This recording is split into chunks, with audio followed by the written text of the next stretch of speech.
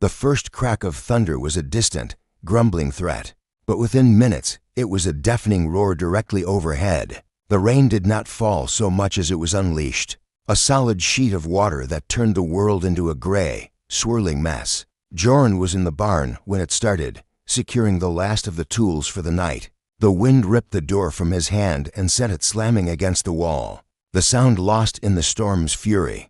His first and only thought was for the birds. His chickens, a flock of speckled hens and one irritable rooster, were skittish at the best of times. A storm like this would terrify them.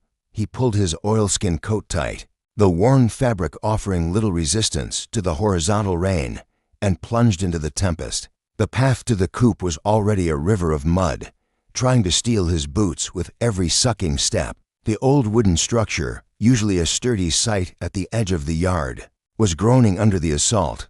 As he neared, his lantern flickering wildly, he saw the door was ajar, swinging and banging with each gust. He was certain he had latched it. A cold knot of apprehension tightened in his stomach, separate from the chill of the rain. "Hello?" He called out, his voice swallowed by the wind. "Is someone in there?" Only the storm answered. He pushed the door open slowly, the lantern held high. The warm, familiar smell of hay and feathers was there, but underneath it was something else, a scent like ozone and wild honey. The chickens were quiet, too quiet, huddled together in a corner. Then he saw them. A figure was crouched in the far recesses of the coop, shielding a smaller form. As his lantern light fell upon them, the figure turned. She was not human. Her skin held a subtle, pearlescent gray hue, and her eyes, large and luminous, were the color of violets at twilight. They were wide with a fear so profound it struck him like a physical blow. In her arms, she held a child, a boy with the same strange, beautiful features, who was shivering violently, his small body wrapped in a tattered cloak that shimmered faintly. "Please," the woman whispered, her voice a melody that seemed to cut through the storm's chaos. "We just needed shelter." Joran stood frozen, his mind reeling. An alien, here on his isolated farm. The edicts from the central authority were clear. Contact was forbidden. Findings were to be reported immediately. Harboring one was unthinkable, a crime that could see his land confiscated, his freedom revoked. He was a simple man who wanted no trouble from the world beyond his fields. But then he looked at the boy. His lips were tinged with blue, his tiny fists clutching his mother's tunic. They were not soldiers or invaders. They were refugees, soaked and desperate. "You can't stay here," Joran said, his voice rough, more from the tightness in his throat than any intent to be harsh. "We will go when the rain stops," she pleaded, her violet eyes glistening. "I promise. My son, he is not strong." We were lost. The patrols were scanning the area. A peal of thunder shook the very foundations of the coop, and the boy flinched, burying his face deeper into his mother's neck. Joran looked from their frightened faces to the raging darkness outside. No one, not even an alien with unknown resilience, could survive that for long. The humanity that had been beaten into him by a hard life, the simple code of offering warmth to something cold, won out over fear. "Fine," he relented. "The word a sigh. Until the storm passes." Not a minute longer. The relief that washed over her face was so palpable it seemed to brighten the dim space. "Thank you," she breathed. "I am Elara. This is my son, Kale." Joran gave a stiff nod, avoiding the strangeness of their names. He secured the door properly, hanging the lantern on a hook. "There's dry straw over there, and clean water in that trough." He turned to leave, to retreat to the solitude of his farmhouse and the complicated reality he had just allowed into his life. But a glance back stopped him. Elara was trying to warm Kale with her own body, but the boy's shivering was uncontrollable.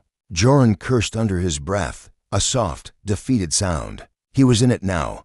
He battled his way back to the house and returned minutes later, his arms laden. He carried a thick wool blanket, a pot of hot broth from the stove, and a small jar of honey. Elara watched him, stunned, as he laid them before her.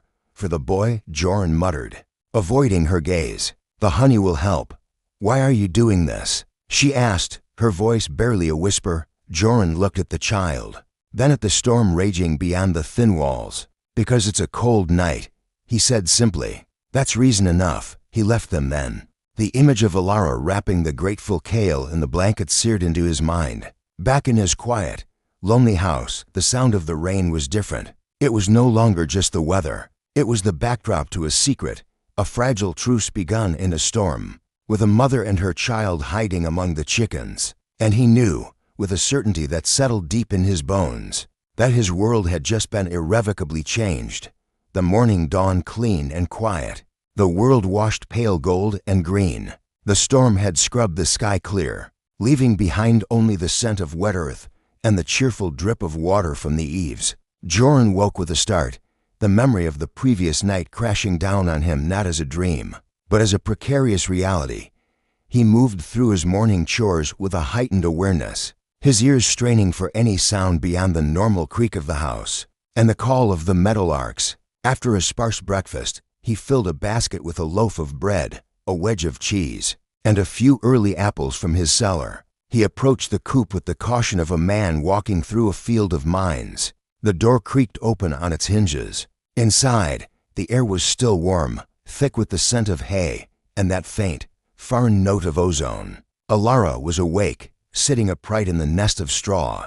Kale was still asleep beside her, his breathing even and deep, a healthy pink hue having replaced the alarming blue of the night before. The empty broth bowl sat neatly beside them. She looked at him, her violet eyes wide and uncertain, bracing for an order to leave. "Brought you some food," Joran said, his voice low so as not to wake the boy. He set the basket down just inside the door. "You are too kind," Alara whispered, her voice like the rustle of silk. "We will be gone today. We have imposed, the ground's a bog," Joran interrupted, his tone practical. "And the patrol drones will be out, looking for storm damage. You'd be spotted before you reach the tree line." He rubbed the back of his neck, a gesture of deep unease. "You'll stay out of sight. Today, maybe tomorrow. That's all." Alara bowed her head. "We will not be a burden. You have my word." He studied her. In the soft morning light, she looked less like a terrifying alien and more like a young woman worn thin by exhaustion and fear. Her hair, the color of moonlight on slate, was tangled, and her simple clothes were travel-stained. Yet there was a grace in her posture, a resilience that commanded a quiet respect. "What happened?" he found himself asking. "Why are you here?" She hesitated, her hand moving to rest protectively on Kel's back. "Our ship.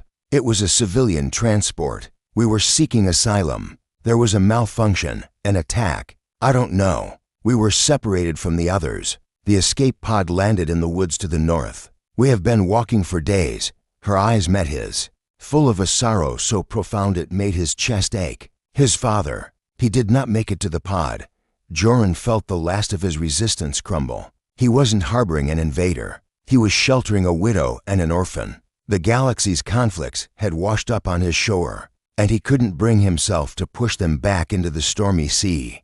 "Stay until the boy is stronger," he said, the decision final. "But if anyone comes, you never existed." "Thank you, Joran," she said, and the sound of his name on her lips felt strangely intimate. Later that afternoon, the crunch of wheels on his gravel drive sent a jolt of pure adrenaline through him. He dropped the harness he was mending and strode to the window. It was Mara, from the next farm over, her old truck idling roughly. She was a good neighbor, sharp-eyed and fiercely self-reliant, but her curiosity was as vast as the prairie sky. Joran met her on the porch, forcing a casual smile. "Mara, storm treat you all right?" "Took a shingle or two," she said, her gaze already sweeping past him, taking in the quiet farmyard. "Heard some chatter on the comms. Patrols are active," saying a sensor flagged an unauthorized landing up in the Blackwood during the storm's peak. "They're sweeping for biological contaminants." Her eyes, sharp as flint, finally settled on him. "You see anything odd?" Joran's heart hammered against his ribs. "Just a lot of rain and wind," he said, leaning against the porch post, hoping he looked more relaxed than he felt. "Spooked the chickens something fierce." Mara nodded slowly, but her eyes narrowed a fraction. "Well, keep your doors locked. Never know what might wash up in a storm." Her gaze drifted toward the chicken coop, and for a terrifying second, Joran was sure she could see right through the walls. Then she shrugged. Anyway, wanted to check on you. You're usually the first one out checking fences. Appreciate it, Joran said. I'll be out directly. As her truck rattled back down the drive, the weight of his secret felt heavier than ever. He waited until the sound faded completely before venturing to the coupe. Alara was pressed against the wall beside the door. Cale held tightly behind her. She had heard everything. She's gone, Joran said quietly. She was looking for us, Alara stated. Not a question. Maybe, maybe not. But you see, you can't make a sound. You can't be seen. His voice was sharper than he intended. Frayed by fear, we understand, she replied, her own voice steady, though he could see the pulse fluttering in her throat. That evening, he brought them a warm stew. As he turned to leave, Cale, who had been watching him with wide, curious eyes all day, reached out and timidly touched the rough fabric of Joran's trousers. Thank you, the boy whispered. The simple words, spoken in his own language, undid him. Joran looked from the boy's trusting face to Alara's grateful one, and felt something shift deep within him, a stone being rolled away from the entrance of his own lonely heart. He simply nodded, unable to speak. As he walked back to the house under a canopy of emerging stars, he knew it was no longer just about shelter from the rain. It was about protecting them, and he knew, with a sinking certainty, that Mara's visit was only the beginning. Bren was not a cruel man, but he was a thorough one. As the local lawman, his world was built on rules and the quiet, predictable order of the valley. The alert from the central authority about potential survivors from a downed alien vessel had shattered that peace. For 3 days, he had followed procedure, coordinating patrols and scanning the perimeter. Now, the data was leading him to Joran's doorstep. He found the farmer mending a section of fence line that the storm had weakened.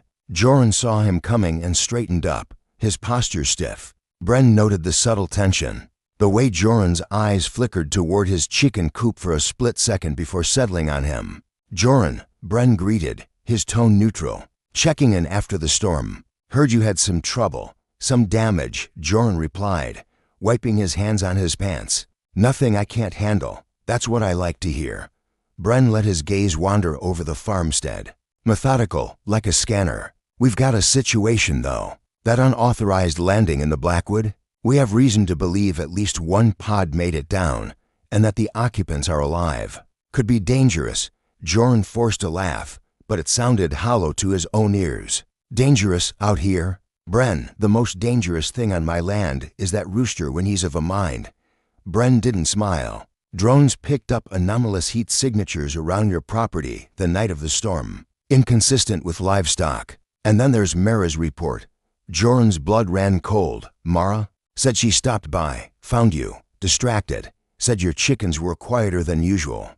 Bren took a step closer, his voice dropping. Joran, if you've seen something, if you're hiding something out of some misplaced pity, you need to tell me now. This isn't a stray dog.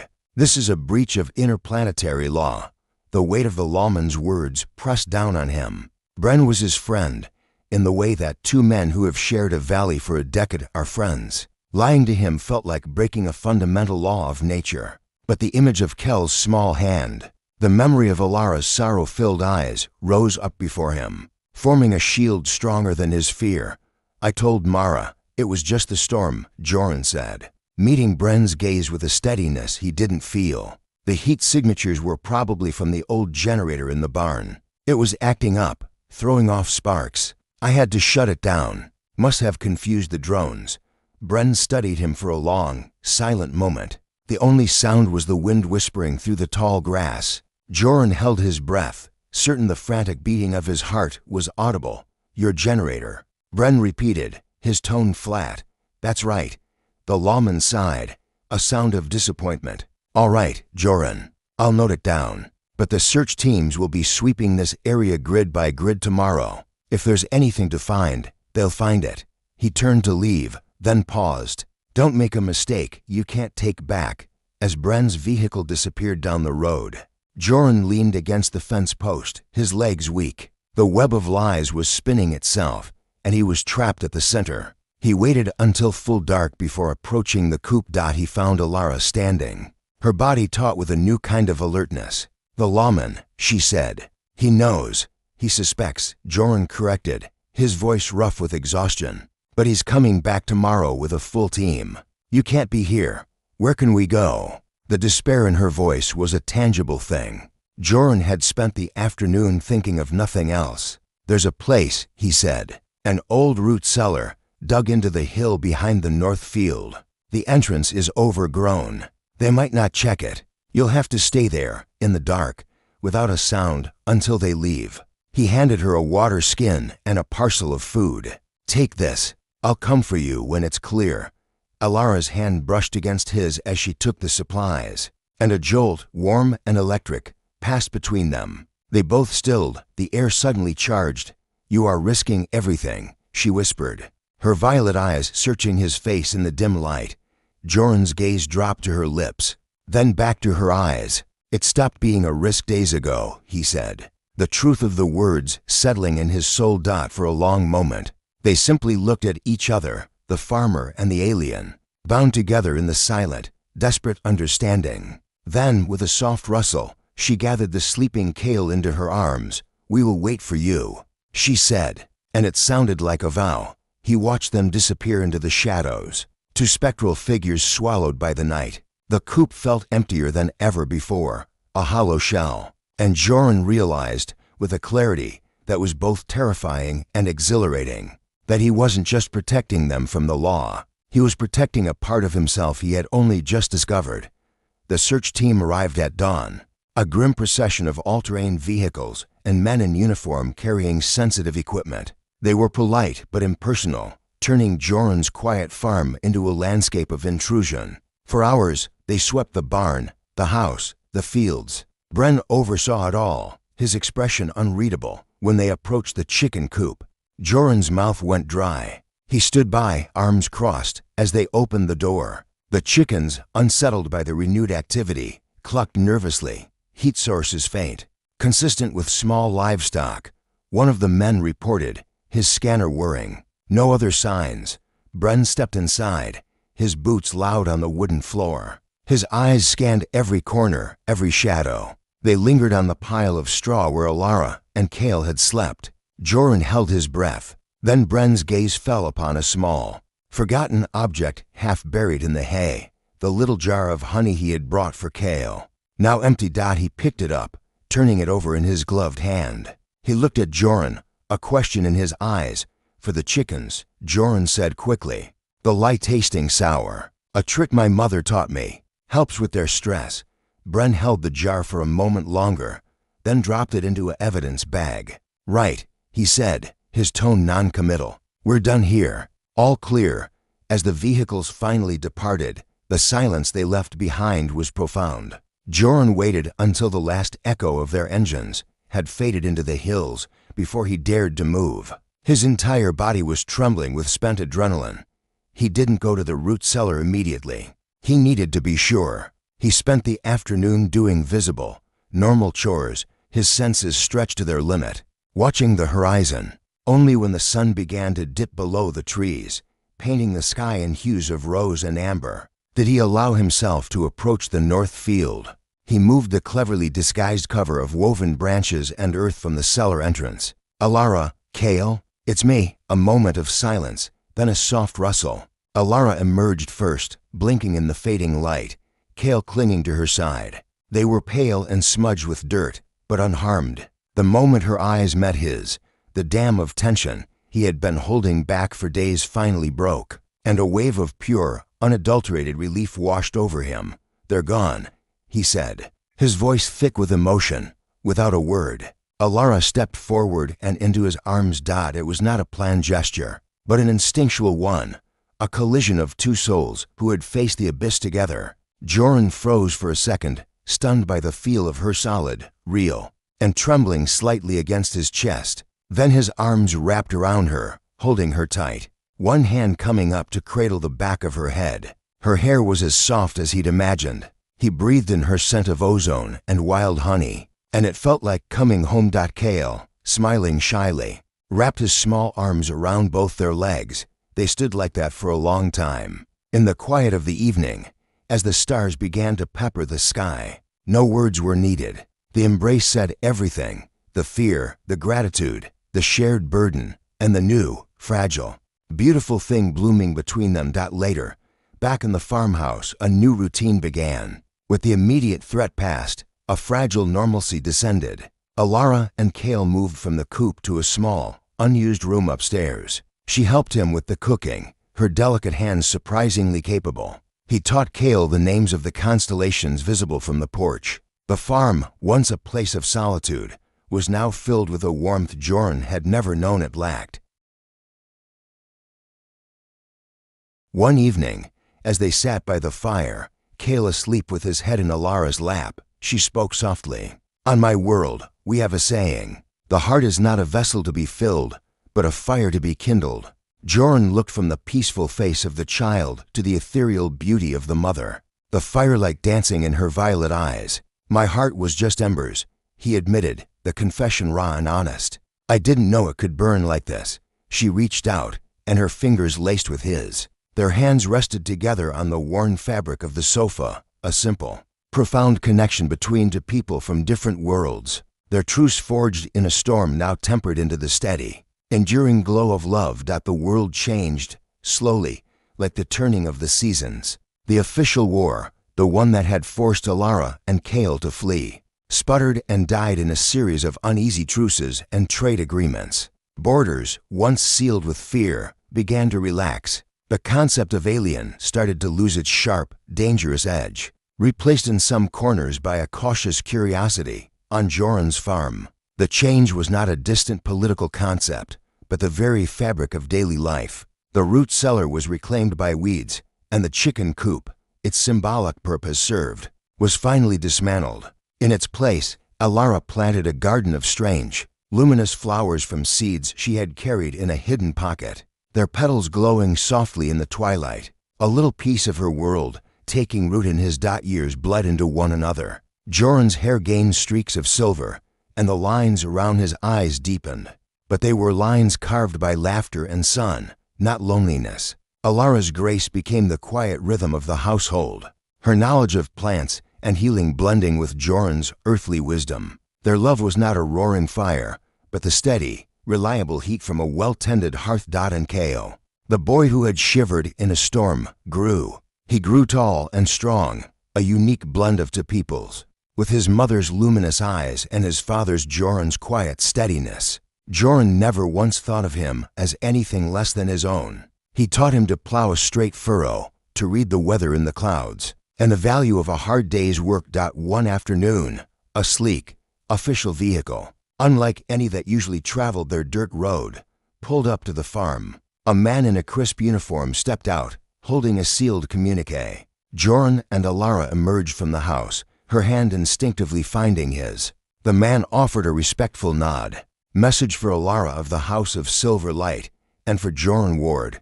Alara's breath hitched, the formal name from her past a ghost at the door of her present. She took the thin, durable data slate. It was a summons of a sort, not a demand, but an invitation. The new unified council was seeking ambassadors, individuals who could bridge the worlds, who understood the blend of human and alien not as theory, but as life. They wanted Cale. His unique perspective, his upbringing straddling two cultures, made him an ideal candidate for their Youth Envoy program. That evening, the three of them sat on the porch, just as they had countless times before, watching the luminous flowers pulse gently in the dark. "You don't have to go," Joran said, his voice a low rumble. "This is your home." Cale, now a young man, looked out at the land he loved. "I know," he said, "but Mother's stories, your lessons, they aren't just for us, are they? Maybe I can help make sure fewer people have to hide in chicken coops."